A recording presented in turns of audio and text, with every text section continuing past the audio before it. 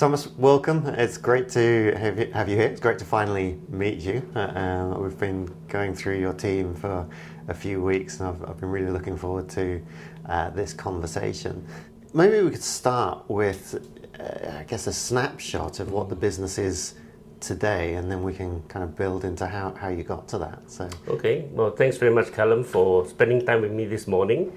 The company, Genashtim, we've been around since 2008, so basically 13, maybe coming on to the 14th year. Today we have about 170, we call them employees. They're scattered across, we lose count, I think more than 25 countries. Right. Our clients are basically also in like 10 countries. I would say predominantly in Asia. Our furthest client is in Costa Rica. Okay. Our biggest client is in US, so that's where we are today. We have a lot of number of Singapore government bodies who are our clients as well. Mm-hmm. And so these clients, what's the service that they're buying from? A wide range, and basically the biggest. I'll start with our biggest client today is an organization called B Lab in the US. Mm-hmm. They are the global accreditation body for B Corp certification, and they have outsourced verification analysts to us. So we hire today about 40 plus verification analysts from around the world. Mm-hmm. To help them verify companies for B Corp certification. So that would be the biggest. So basically what these people do is we operate in predominantly about 5 to 6 languages. Mm-hmm. And they would be going through the assessment tool which the company has filled out, and then trying to verify the information, verify documentation, and maybe do some due diligence, third-party due diligence, and then make a recommendation to the standards trust in B Lab to say yay or nay for this company to be certified. So that's the main job. The second biggest chunk would be our e-learning business. We sell other companies' e-learning products. Our biggest and longest, oldest principal is Cornell University. We represent them since 2009, I think, selling the eCornell program in this region. That makes up quite a big chunk of our business. In fact, we do business through funding programs with the Singapore government and the Malaysian government as well. And we have a few large corporations who are our clients for that. And then because of this very intimate knowledge about how e-learning is run, and I'd like to state here that the e-learning we're talking about is kind of different from the general e-learning everybody's used to, which is basically online access to content, we call it. The e-learning we do actually has a proper class of people who are learning, and the facilitator, and there's interaction, and the facilitator actually monitors the progress of each and every learner.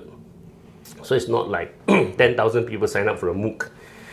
So because of this very unique way of delivery, we have also developed our capability to actually create this kind of e-learning. Mm-hmm. So we are also doing this for clients. We of note is that we have won 2 tenders in Singapore with the Public Utility Board. Mm-hmm. To actually convert their training of their engineers from physical workshop to e-learning delivery. Mm-hmm. And we also done this with government departments in Malaysia as well. So that's also a growing part of our business. We started the company, funny enough, on doing English training. Okay. We do one-on-one video English language coaching. Right. That business kind of peaked, and then because there's just too much competition out there in the world. And so, but we still have that business. It's smaller, and we have a few very loyal clients who've been with us for a long, long time. Mm-hmm. We are looking at different ways to differentiate ourselves with our product. But at the moment, it's still a smaller part of our business. At one stage, it was 80% of our business. Right. So now it's maybe 10%. Yeah.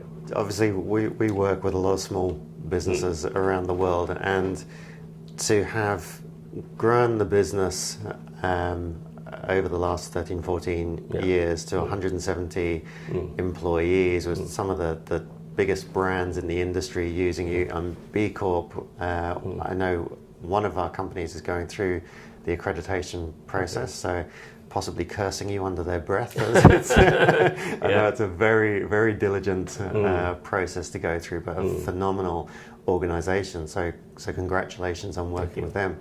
But I think it's very easy from the outside to look and go, okay, well, look, it's a successful small business that has grown. But you have a very unique story of how it started and why you've evolved to these particular type of products and services that you serve. So do you mind giving us the kind of the origin story of this? The basic principle for starting up Genashtim, and it still exists today, and we talk about it every week, maybe every day. You always remind everybody in the company this is why we exist, is to provide employment for what we call the disadvantaged. So we started actually initially in the Philippines and hiring people with disabilities, and we found out that to bring people with disabilities to any office anywhere is a big difficulty. It is dangerous for people with disabilities to be commuting. So we decided in those days that we would try to set up a 100% remote work company. This is 2008, right? And the internet wasn't as developed as today, so there were challenges, but we managed to kind of get it to work. So then we started by hiring a few, people with disabilities. Then we said, okay, what are we supposed to do with them? Through my involvement with some NGOs before, I know that they can work. I've seen how, for example, a blind person can use a computer very, very effectively and access the internet. So we know that they can work. So what can we now? They're from home. So what do we?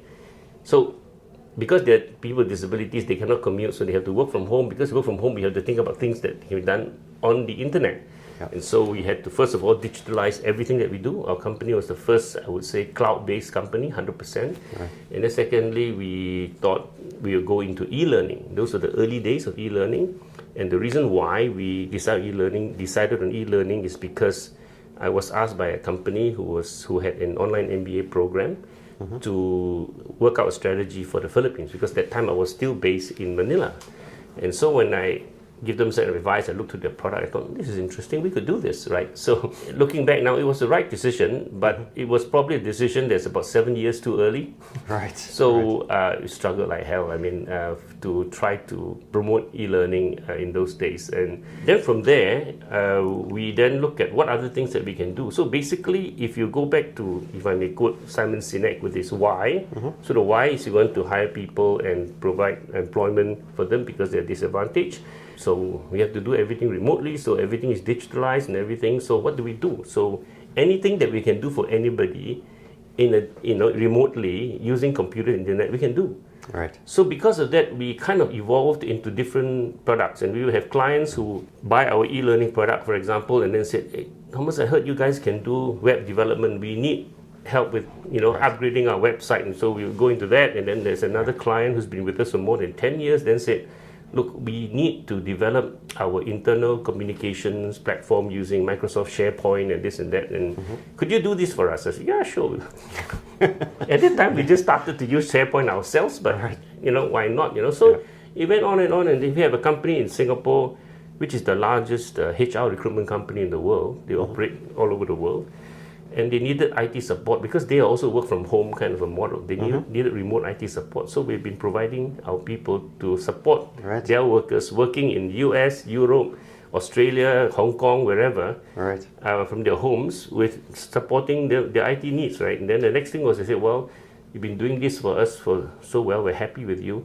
We have this huge database, of, at that time, 60 or 70,000 resumes. Can you help us tidy it up and everything? And yeah, sure, we set up a team and learn how to use the software and everything, and then today we're managing it. This is our maybe 6th year of business with them. We've built up the database to 160,000 resumes, and we're managing it every day, day to day. That's why our company looks a little bit diverse. So basically, we'll do anything that we can do remotely using the resources which we want to favor, so to speak. So we started with people with disabilities. 2018, we had about 70 employees, 90% of people with disabilities at that time. And we started hiring refugees who are in Indonesia in March 2018. These are Middle Eastern refugees who are stuck in. And by the end of the year, we had hired 30 of them. So then our mix became maybe 60% people with disabilities, 25% people who are refugees. And then we started hiring seniors, because there's a program in Malaysia that wanted to support hiring of people who are 60 and above, and so we said, we're happy. I mean, I'm a senior myself. So so today probably 10% of our employees are seniors. Our finance director is 70 years old. Right. Our head of our English department is 72. She is 72. I mean, Yeah. so, but,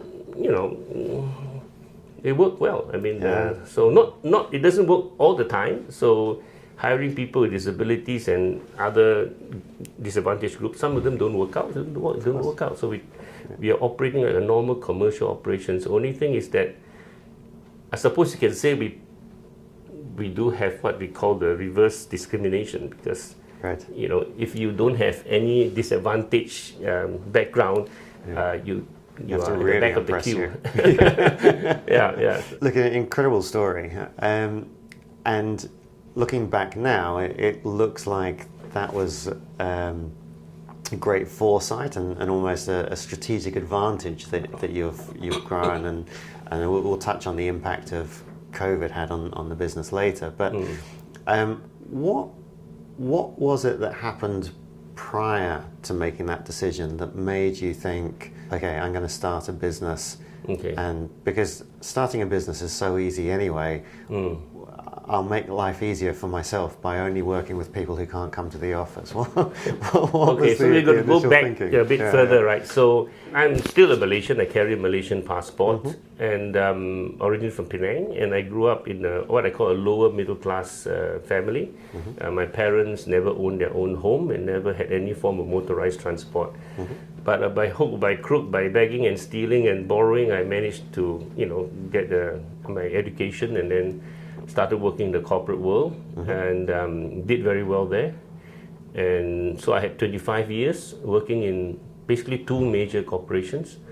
One of them is called Asia Brown Boveri. The other one is called Rexam. One is a Swiss company, one is a British company. And after 25 years, of which the last 15 years I was an expatriate. I was one of the early Asian expatriates, moving from Malaysia to Hong Kong, and I was actually based in Eastern Europe, in Poland for a year. Okay. And then back to Hong Kong, and in Philippines. At the ripe old age of 47, one morning I woke up and said, I really don't enjoy what I'm doing. I thought I would take 3 years off, and then come back to the job market when I turned 50, or before I turned 50, So when I tendered my resignation, I didn't realize that I had signed a contract with what they call a garden leave clause. Okay. So I was stuck for 1 year.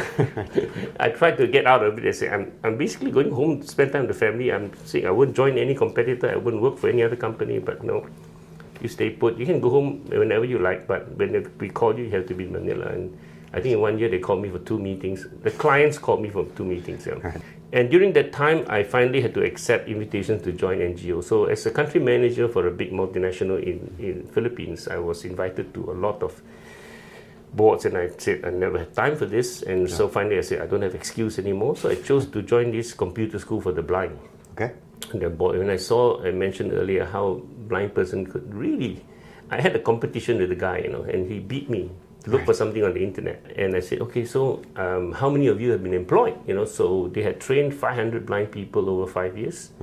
And basically only one was actually gainfully employed. And it was with one of the companies of the board of trustees member, who hired 10,000 people in Philippines, but only hired one. Yeah. So I said, okay, it'd be my job on the board to try to put them in employment.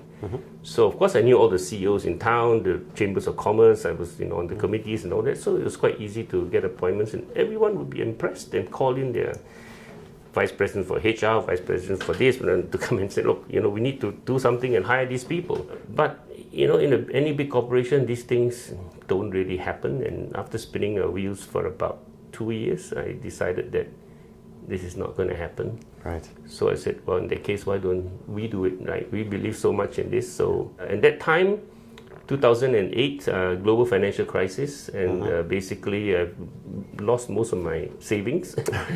And what little was left, I asked my wife, I said, look, it's neither here nor there, why don't I do this? If it succeeds, then we have something very, very nice. If it doesn't succeed, we fail. And that time we were saying we're going to hire people with disabilities. Worst comes to worst, we're given everything to paid salaries to people with disabilities, and there's you and I, we can go and work in a supermarket in Melbourne, pays very well. We live very comfortably. I told her I wouldn't touch the house. So, Right. so that was how the whole thing started.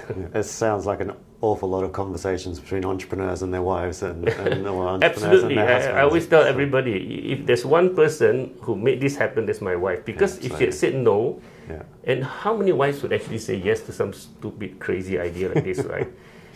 But, you know, I can tell you this this also is, I remember some reason we were sitting on the floor in the house. I don't know why we were sitting on the floor having this conversation. And I said to her, I won't touch the house.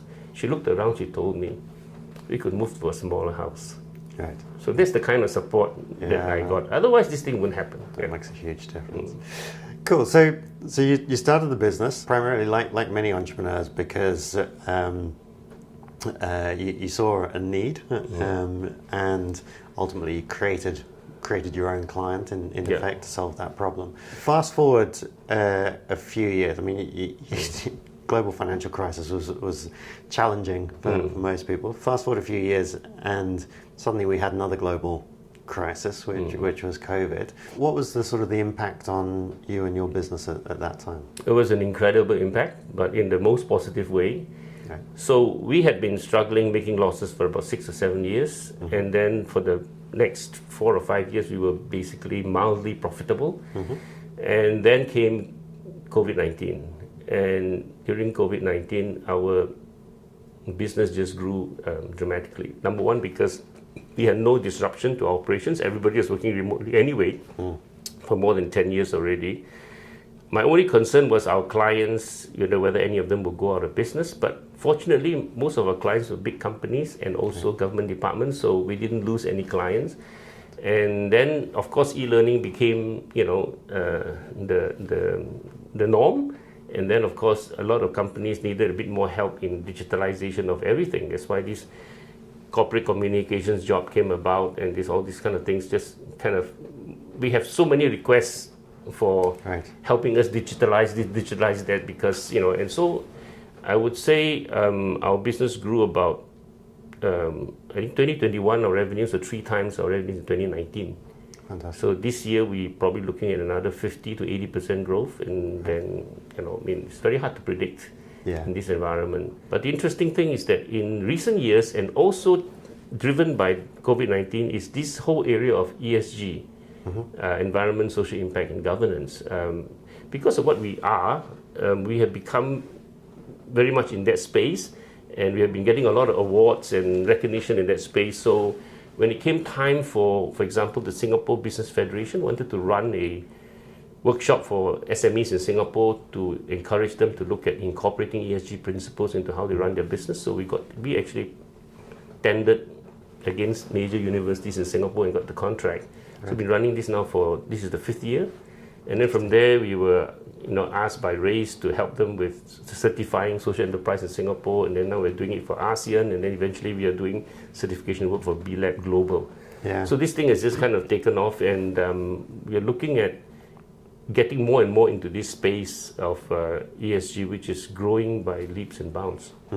Yeah, I mean, that was how we came across That's you. right, yeah. So obviously MBH, we also believe very strongly in the ESG, and as we were touching on before this interview, I think a lot of small companies actually are doing quite a good job in the space, but they're not necessarily sure how to communicate it well.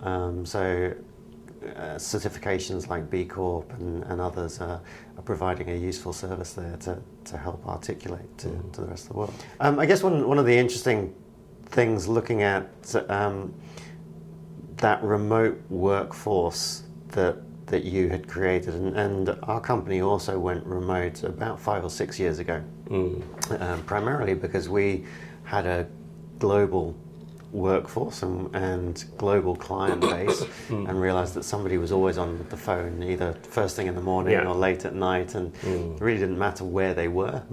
So we kind of took that approach, and I think a lot of companies have struggled as they've moved to remote working over the last few years. on how they do things like recruiting, how they do things like build a company culture. How have you approached those, given that you've been doing this for so long now? Well, of course, we've been doing it for 13 years, so we have really evolved this area of knowledge. And interesting thing is that during the COVID-19, I attended a lot of these webinars where consultants or big companies talk about remote work, and basically, in my opinion, I think they've all got it wrong. And so I think technology is definitely a given if you want to do remote work, right? But the biggest issue is culture, and how to develop a culture in the company that people can feel comfortable with each other. They can. And we do a lot of things which I think most companies would not think of. I mean, the fact that we 100% remote work. For example, last year we had a chess competition, and then we had a Genashtim's Got Talent competition, and then we had a hackathon I called Murder on the Orient Express. Right. And so we actually have people around the world, sometimes collaborating in teams and competing, and getting cash rewards and all that. And in fact, end of last year we did a food hunt, a kind of a global kind of a foodie kind of a tour, Right. And you got to guess what kind of food it is, where the ingredients are come from. You got to look at the map. You got to know. That's your Southeast Asia heritage shining through there. Yeah. So I think we do a lot of these things which I don't think many companies would do, but for us it's quite natural.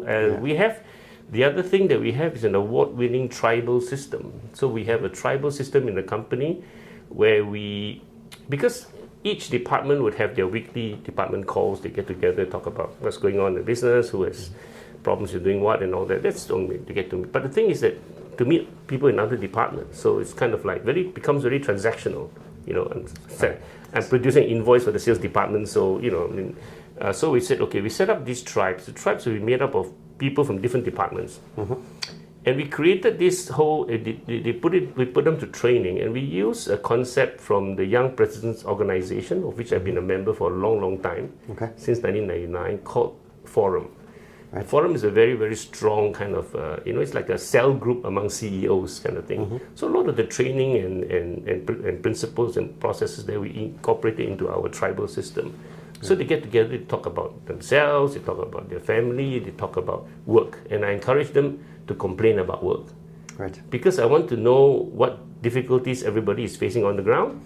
And then what happened is that they elect a tribal chief every year. So the tribal chief will then report this to, I call a big kahuna, who's a member of the management committee, and the big kahuna is also elected by the tribal chiefs. Right. So the tribal chief will bring an issue up to the big kahuna, and the big kahuna will either resolve it or bring it up with the management committee. And when the big kahuna brings up the management committee, first of all, he won't tell which tribe it came from. Right? And so we don't know who came out with the problem. Yeah. And then he won't know which tribe member this came from. Because when the tribal chief tell him, he said, I'm not going to tell you who it came from, right? So for us, it's not important where it came from. The important is what is the issue and what can we do about it. And we have we use Microsoft Teams now. We were using Yammer before and different platforms before. And we have a Microsoft Teams where we post it out to everybody in the company. This is brought up by in the tribal group, and this is the issue, and this is how we're going to respond to it, and this is anybody else has any suggestions and all that. So totally transparent, and all these issues kind of surfaced in the company. And I think that's really cool. I mean, I like that we are doing that, and totally transparent, and anybody can complain about anything. Yeah, it sounds very interesting because it's very similar to a lot of the governance that we've tried to put in place with MBH, because we have a large number of small business owners in the group. They are co-owners of the group. They all have autonomy within their own business. One of our key values, we have 3 values, but one of them is trust, and I think what you're demonstrating is a large amount of trust that you put into your employees. And I think part of the problem that many corporates have had moving to remote working is that a lot of HR is inherently based on mistrust of employees rather than trust of employees. So it's great to hear that. I've said this many times before, because I've been trying to promote remote work for 10 years, right? And everybody kind of doesn't kind of warm up to it at all, and they talk about it's better there's somebody in the office. And I said, someone's sitting at his desk in his cubicle with his head down, you cannot be sure what he's doing either, right? Like you show up in the office every morning, 8:30, everybody's seated there at their desk with their head down. So, oh, good, everybody's here and working. Then when you leave at 5 or 5:30 or 6 p.m., oh, everybody is still there, very good. How the hell do you know what they're doing? So if you are not able to manage based on output and value added by employee, then there's something wrong about you as a leader, isn't it? Because all you care for is their clock in and clock out. It's not like they're on the production line where they have to turn that screw that comes up in front of them.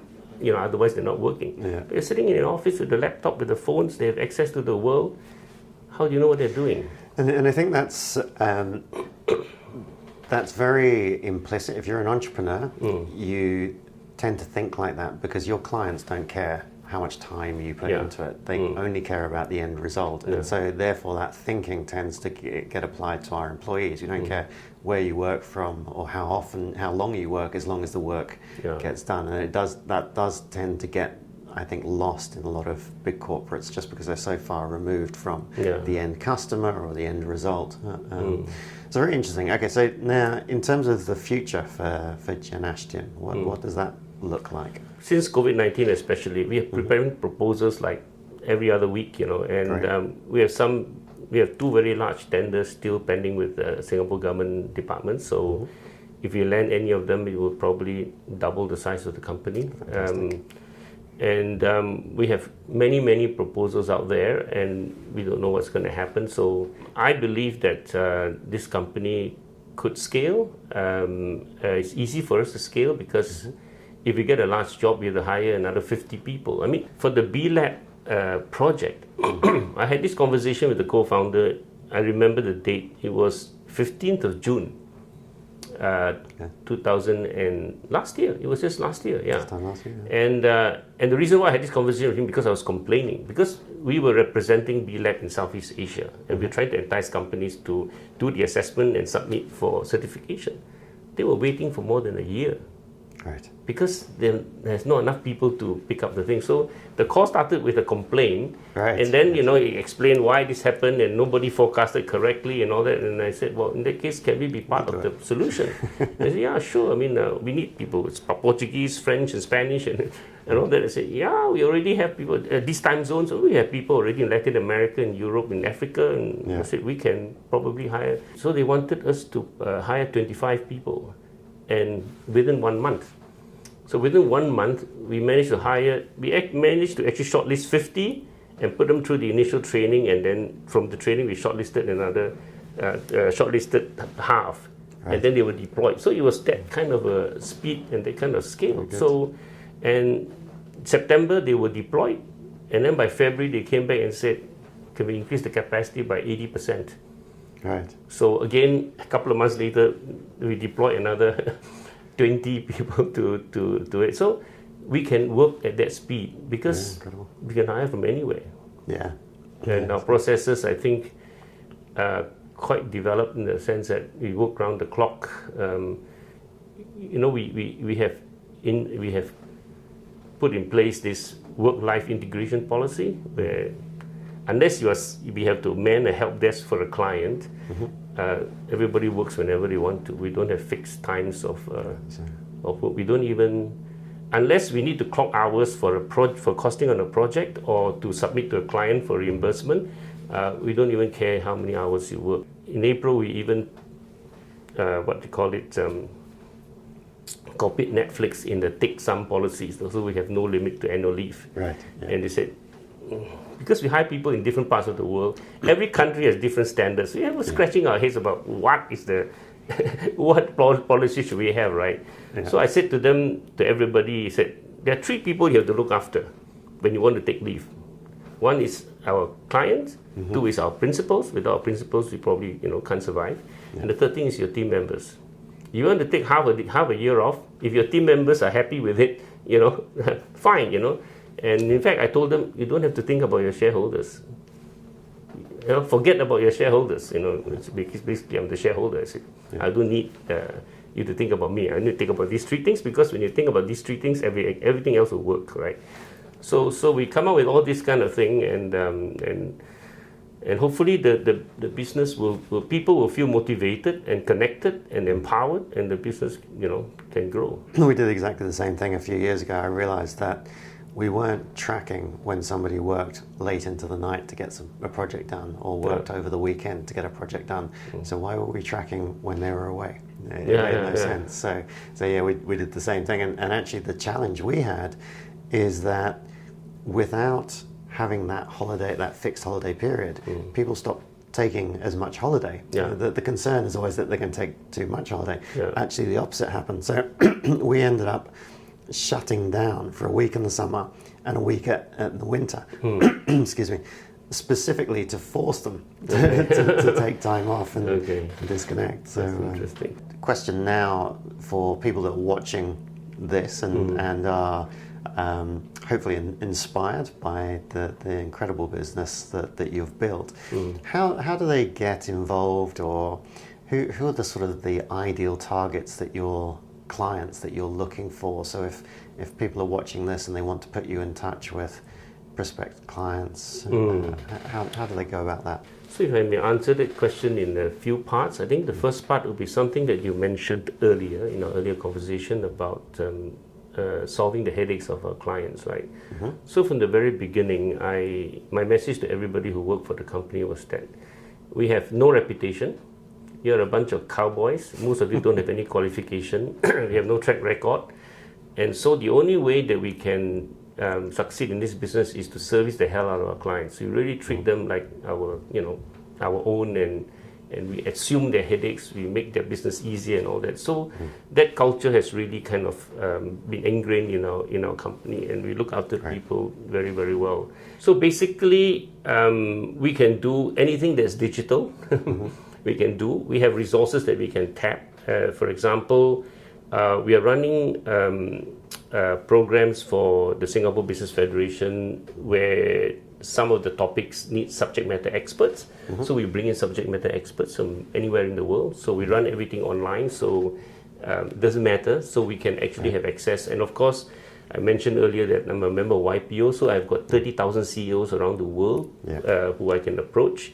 So that network kind of can. So we basically can do anything, as long as you don't need us to come to your office and sit there and do something, right? So that could be a bit of a challenge.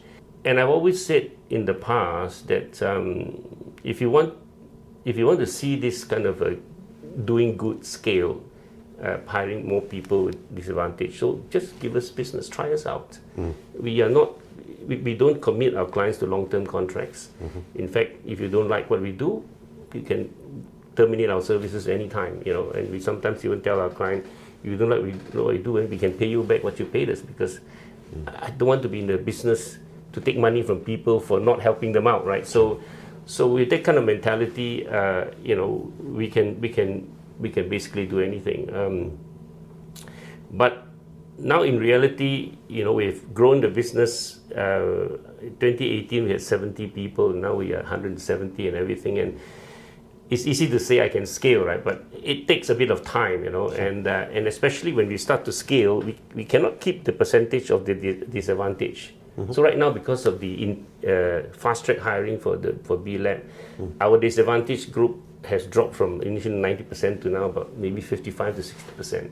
So over time, we hope to train more and more to take those other roles, right? So as the business grows. So scaling, we can still do it, but it'll be slow. So at the encouragement of many, many individuals and organizations, institutions, we got a little bit of funding even from the Malaysian government. We launched a platform called Jedi Jobs. So it's basically an online job portal to hire people as remote workers, and we are focusing on workers from the disadvantaged groups. And it's called Jedi Jobs because Jedi today stands for Justice, Equity, Diversity, and Inclusiveness, right? So we have just launched this platform. I think there are about 1,500 job seekers now on the platform, and we are kind of trying to promote it to employers, and we hope that other companies would do the same as we do, and we are happy to share with any company. This is how we do things. This is how we have 170 remote employees all over the world. We are operating 24/7, so our services to our clients are all 24/7.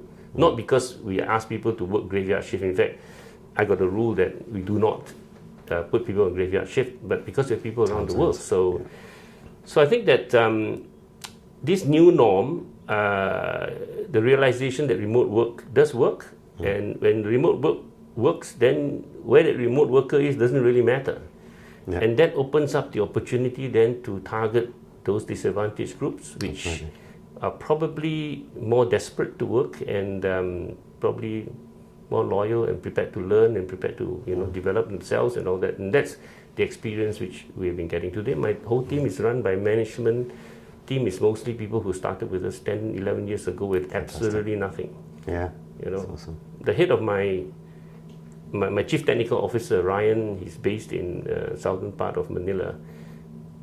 He's a polio victim. He's been in a wheelchair since he was 2. He's limited use of one hand. He's blind in one eye. Right. So he's a chief technical officer. At one stage, today, he has about 25 people working for him. Awesome. So, around the world. So why not? Right? With Viliano, he's blind and he handles customer service and customer support. He's a product manager for eCornell, so he has also 25 people under him. So, incredible. It's interesting. We were talking earlier because on our board we have a board apprentice, Neil Feishi, who is blind, and as part of a very successful Paralympian as well, and a business coach. But people that self-identify as disabled make up around 20% of the population. And yet if you look at, for example, the FTSE 100 board of executives, there's not a single person that self-identifies as being disabled. And yet the biggest challenge most executives face today is recruiting talent. There's clearly a disconnect there. So I very much hope people will go and check out the JEDI platform. That's a fantastic initiative. And look, as you mentioned in the break, we could talk for hours on this. It's been fantastic. It's been a real pleasure, and I'm sure a lot of our viewers will have learned a lot about the business, and hopefully we'll come and work with you in the future. So, great. Thank you, Thank you, Thomas. Such a pleasure.